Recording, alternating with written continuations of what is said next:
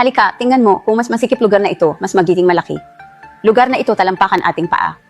79% nasa katanghali ang gulang at matatanda nag-iisip na lugar na ito mas malaki dahil sila kumakain sobra. Ngunit ito mali. Ang pangunahing dahilan ay masikip ang lugar. Kapag nagkaroon ng siksikan, mababara ang daloy ng trapiko at magtambak ang karne. Kaya ngayon, ituturo ko sa iyo ang isang mahusay na paraan na angkop para sa nasa katanghali ang gulang at matatanda upang mabawasan ang kaba ng tiyan. Lalo na kung mayroon kang ganitong uri ng katawan at malaki ang tiyan, ang pagkatapos ng taba ng tiyan mo ay nagsisimula ngayon. Ang aking pamamaraan ay hindi nangangailangan sa iyo na tumakbo, mag-aerobic o mag-diet o kumain ng mga pagkain pampababa ng kaba. Don't tell me na ayaw mong matuto. Bago ako naging guro, isa din akong matabang babae na tumitimbang ng 148 pounds. Napakalaki din ang tiyan ko para 7 or 8 months pregnant. Sa paraang ito, naabot ko ang 100 kilo at hindi na tumaba. Ginamit ko rin ito para alagaan ang aking ama na mula 180 kilo ay naging 130 kilo na. Sa prosesong ito, hindi ko siya pinayagang mag-diet o kumain ng anumang pagkain na nakakabawas ng taba dahil at aalala ako na baka magkaroon siya ng hindi balansing nutrisyon at hindi ko siya hinayaang tumakbo o tumalon. Kasi, una, matanda na siya at pangalawa, sobrang bigat niya at nag-aalala ako na baka masaktan siya o mapilipit, which would not worth it. Ngayon, ibabahagi ko sa iyo libre ang paraan ginamit namin aking anak upang matagumpay pumayat. Ang pamamaraang ito ay tinatawag plantar core clearing method. Tinatarget nito talampakan paa at ito ang pinakamabilis at pinakamabisang paraan upang mabawasan taba tiyan. Ginamit ko ang paraang ito upang pangunahan daan-daang nasa katanghali ang gulang at matatandang kaibigan sa aming kisi upang matagumpay makamit tagumpay. Kung natutunan mo na ito at gustong matutunan ito iyong kaibigan, maaari mong ipasa ang video ito sa kanila.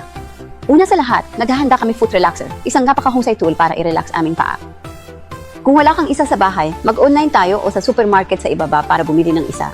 Napakamura at magagamit ng buong pamilya. Pagkatapos mabili, ilagay ito sa lupa. Tapakan ito ng iyong mga paa at igulong ito pabalik-balik. Kapag gumulong, ang buong talampakan ng ating paa ay napaka-relax at komportable. Mayroon itong tatlong pangunahing benepisyo. Ang unang pakinabang ay maaari itong magbukas ng sirkulasyon sa talampakan ng ating mga paa.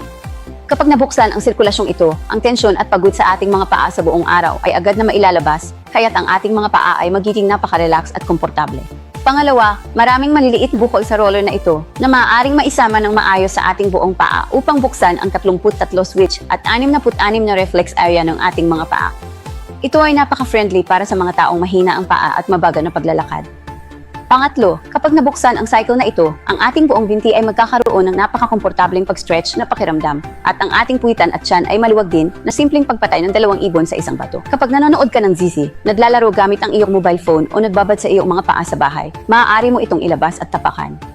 Ang pagtapak dito ng 5 hanggang 10 minuto araw-araw ay ang pinakamahusay na paraan upang alisin ang bara sa ating mga paa. Walang napakaraming magarbong ehersisyo para sa nasa katanghali ang gulang at matatandang tao. Kailangan mo lang matutunang maigi ang kilusang ito. Sa wakas, nais kong bigyang diin muli na kapag pumili ka ng isang foot relaxer, dapat mong piliin ang mailabindalawang gulong, walang amoy at gawa sa magandang material. Kung hindi mo alam kung saan bibilhin, maaari kang mag-click sa aking avatar. Mayroong isang window ng display ng produkto. Ang tagagawa ay may promosyon. Ito ay napaka-epektibo.